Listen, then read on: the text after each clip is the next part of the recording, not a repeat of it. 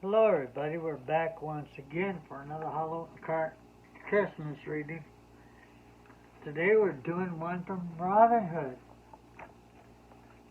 Christmas for everyone. This is the good Robin Hood. On Christmas Eve, a brave fox named Robin Hood and his bear friend Little John were celebrating in Sherwood Forest. They had roasted a goose and some chestnuts over an open fire. "A true feast," said Friar Tuck. A badger, when he saw the goose, he knelt beside the fire to warm his hands. "We did our best," said Little John. "It wasn't easy to get the bird on Christmas Eve. But good old Rob knows where to find things," he chuckled.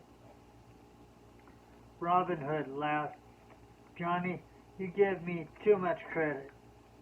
The goose was a Christmas gift from the Sheriff of Nottingham. He won't miss one little bird. You should see the spread he got over there. I'm sure," Friar Tuck said. "He won't notice a missing goose when he's already got a chicken and a turkey on the holiday table." Friar Tuck shook his head. "Doesn't seem right that old sheriff gets more greedy every day."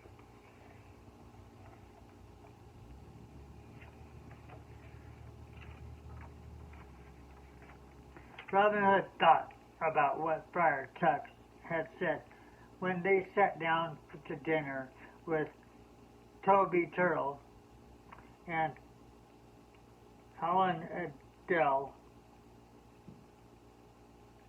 the rooster. Robin noticed everyone looking a little down.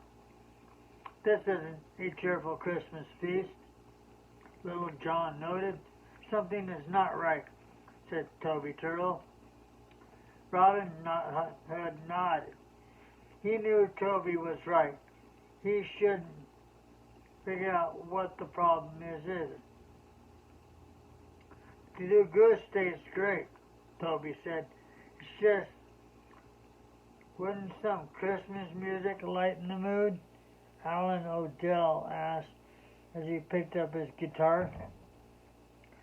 "I know what it is, Robin," Little John said. He looked sad. "We took the day off to get ready for Christmas.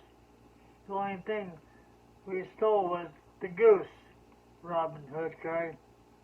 Couldn't believe he hadn't thought of all the people in Nottingham who didn't have anything to eat for Christmas holiday.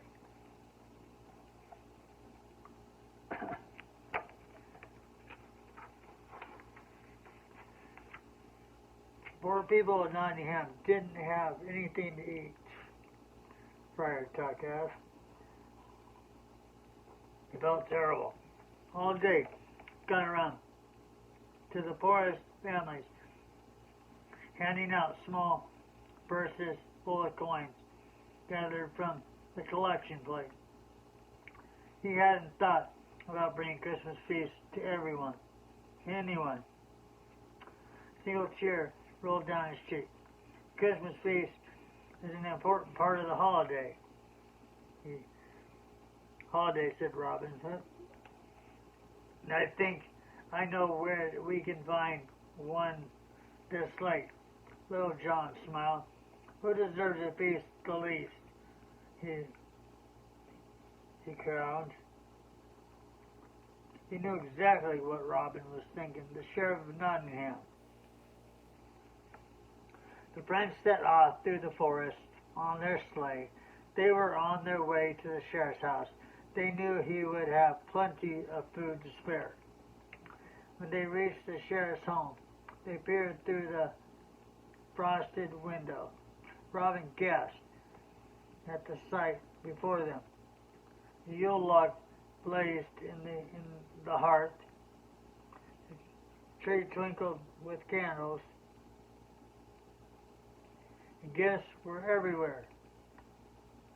Steam rose from a large dinner table.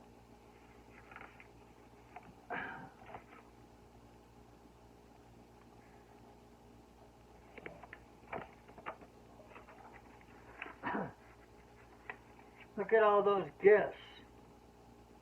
All that food. I can think of a dozen families who would be grateful for just one item from that pile.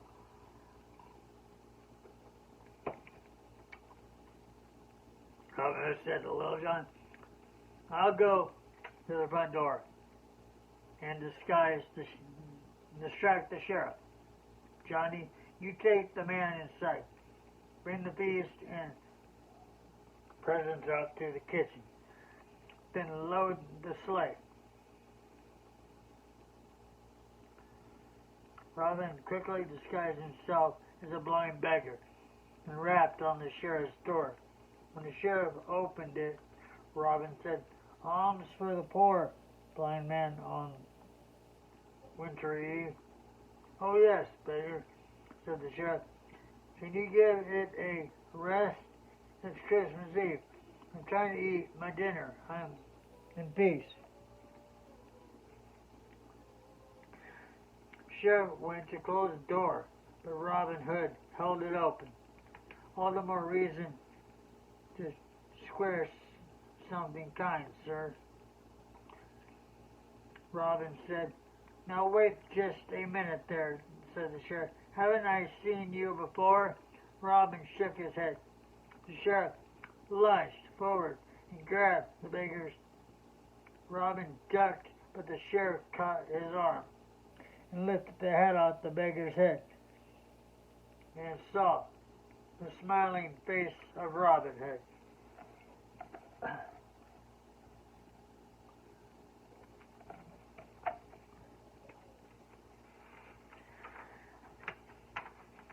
I knew it, the sheriff said as he looked at Robin. You can't fool the good sheriff of Nottingham.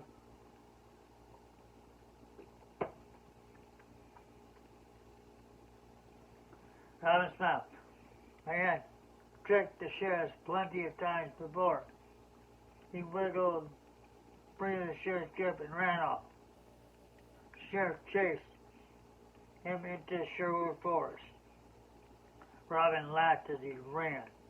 He was so quick that the sheriff could hardly keep up. When Robin had put enough distance between himself and the sheriff, he climbed high into a tree. He carefully creeped out onto a thick branch and watched the sheriff. He knew the evil man wouldn't give up easily. I heard footsteps crunching through the snow. He peered down and watched the sheriff run through the woods, calling after him. The sheriff searched for Robin, but he couldn't find even a footprint. I'll give you this time, Robin Hood, the sheriff called. As he ran, Robin chuckled as he slid to the ground. He bested the sheriff once again.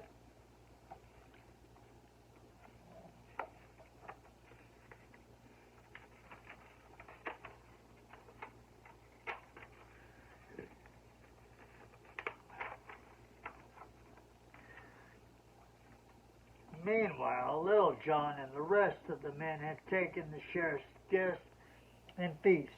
They loaded their sleigh with the brightly wrapped packages, roasted turkey, plum pudding. They even took the magnificent Christmas tree. Little John took a hold of the front of the sleigh and started to run. Robin Hood soon caught up with his friends. There's no time to waste, he said. The sheriff is mad. We've got to get these gifts delivered before he takes them all back.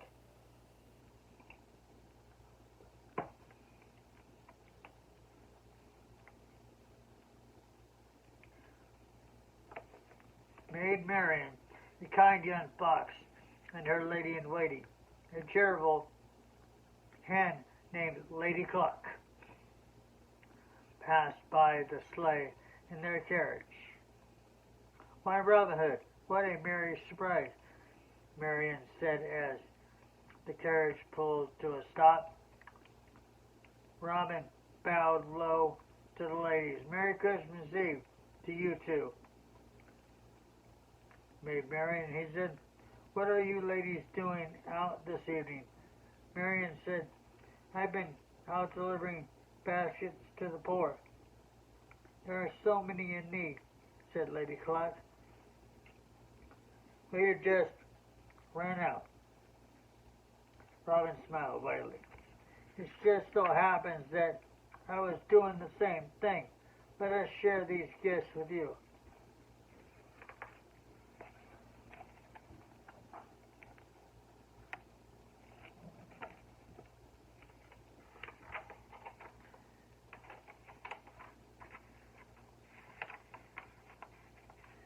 All right. The sheriff's Christmas trimmings were safely tucked into the carriage. "See you later in Sherwood Forest," Robin called as Little John pulled the sleigh off into the woods. He stayed to hand out the food and gifts to Maid Marian. When they finished, they headed for the Sherwood Forest to join Little John and the others. Robin Hood couldn't help but feel that this had been a perfect Christmas. He'd given plenty of food and good cheer to the people of Nottingham, and he had the best gift of all, spending a holiday with Maid Marian. Well, that was quite cheerful. I hope you enjoyed that one. And until we see each other again tomorrow, we do it once more. Bye-bye for now.